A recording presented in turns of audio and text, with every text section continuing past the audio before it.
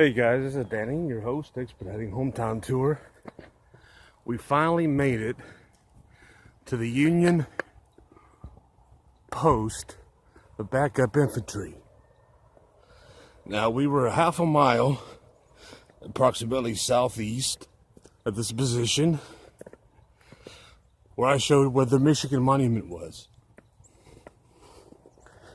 Now, this is the actual place of the backup infantrymen all along here. Okay. Now straight forward, hopefully the sun's not shining too bright. If you look down below, and bales of hay is where they were positioned.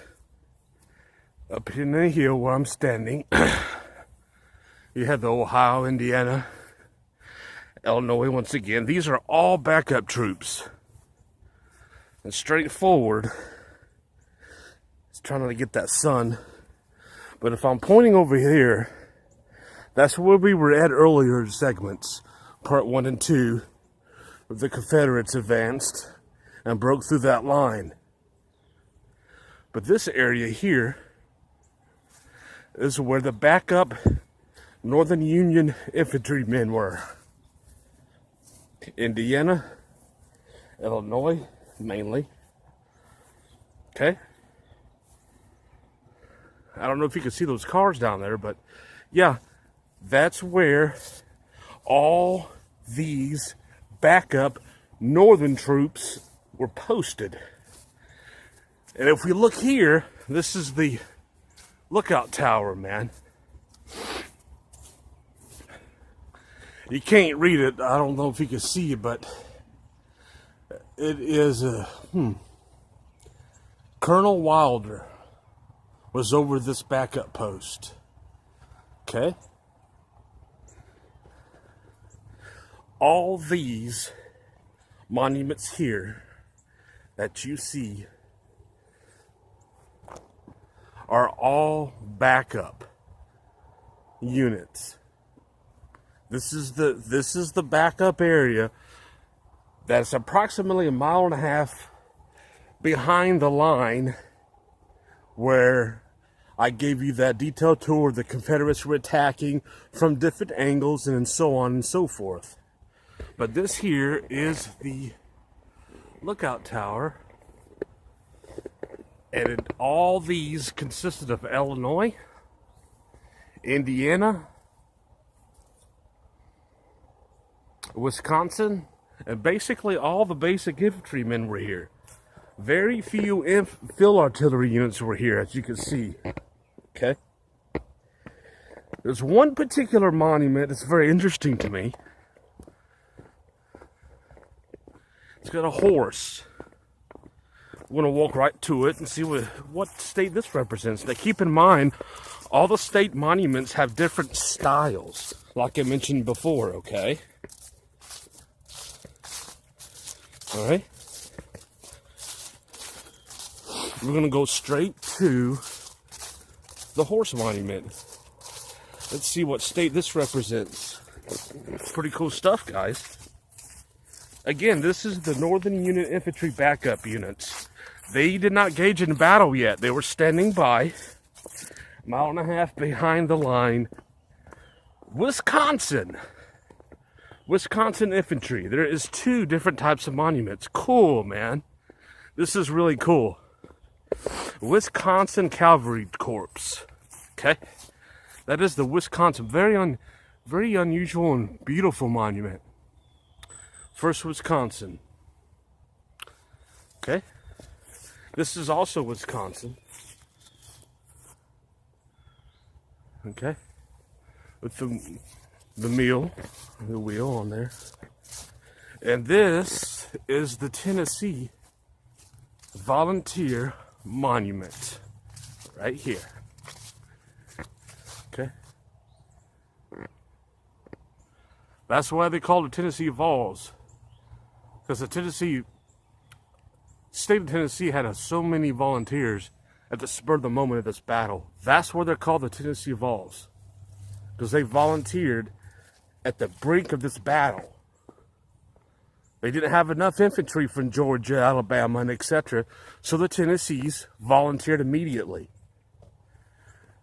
Okay, this one here is Ohio Cavalry, beautiful monument. Now again, I do this to show respect from both sides, the North and the South, to show how far our country's come. This is important history that needs to be learned. As a veteran myself, this is important to me. I'll give you a brief history of the positions of the infantrymen and the field artillery. Again, this is the backup post of the Illinois, Ohio, Wisconsin monument troops. Okay? This is 1.5 miles, okay, just north of the line where we were at. Okay? All right? Now you've got all kinds of different monuments here. As one specific monument that brought to my attention, not sure if any of you knew, you got Wisconsin, Ohio, Tennessee, okay, Indiana, okay,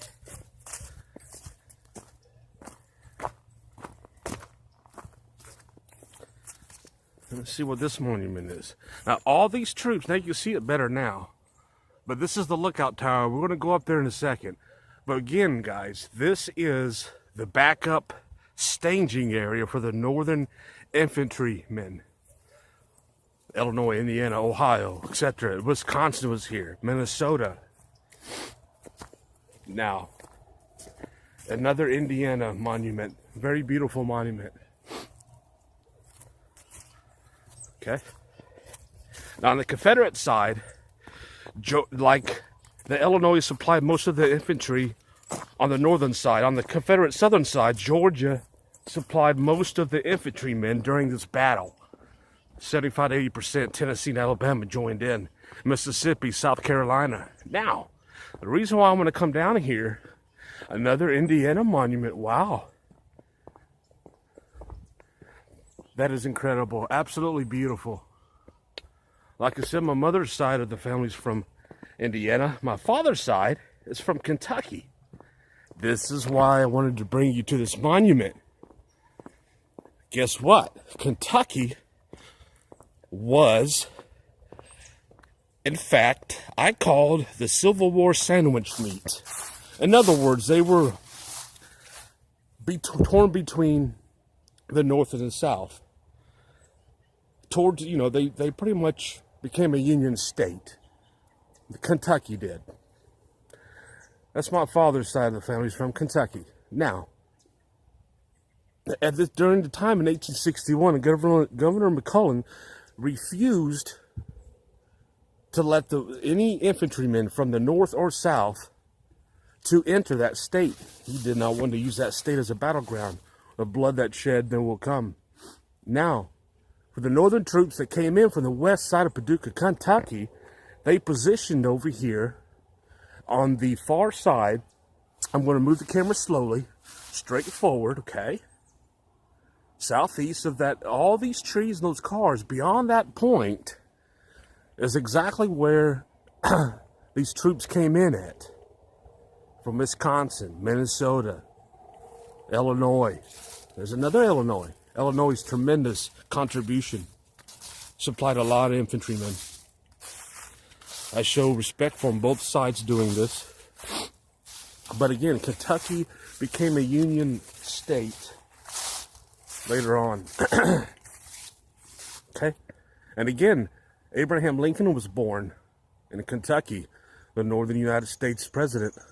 The southern Confederate president, Jefferson Davis, also born in Kentucky. They were both born in the same state, approximately 100 miles apart. Okay?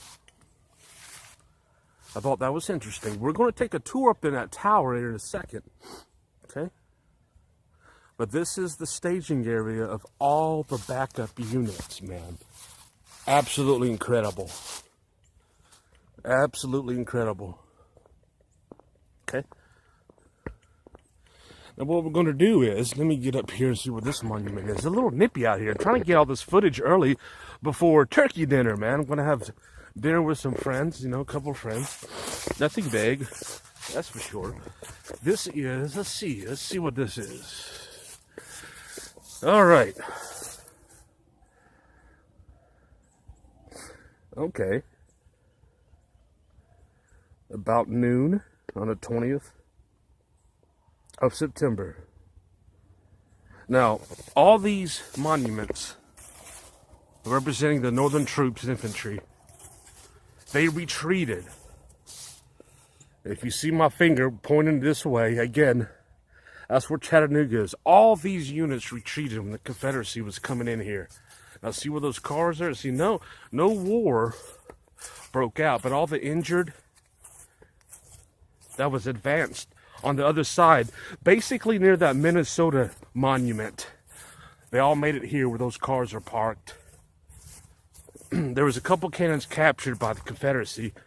This is General George Thomas's orders from General Grant and Confederate General Longstreet orders from General Lee. This war here.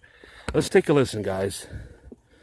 This is a Union soldier from the 72nd in Indiana. Try to get it to play, guys. I don't think it's going to play. Too cold.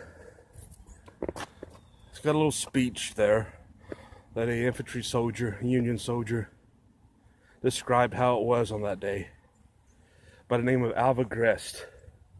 This is Colonel Wilder's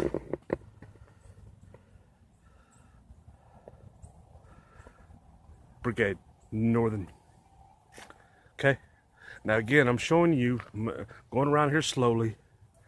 All this here was the Union backup infantrymen. Okay.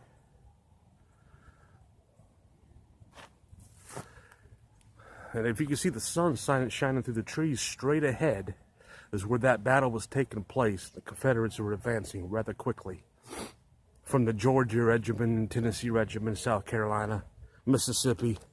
I'm going to take you on a trail, a Confederate attack trail, via my truck through the windshield and show you what exactly and how they positioned down there. But this is really cool stuff, guys. This is another Michigan monument.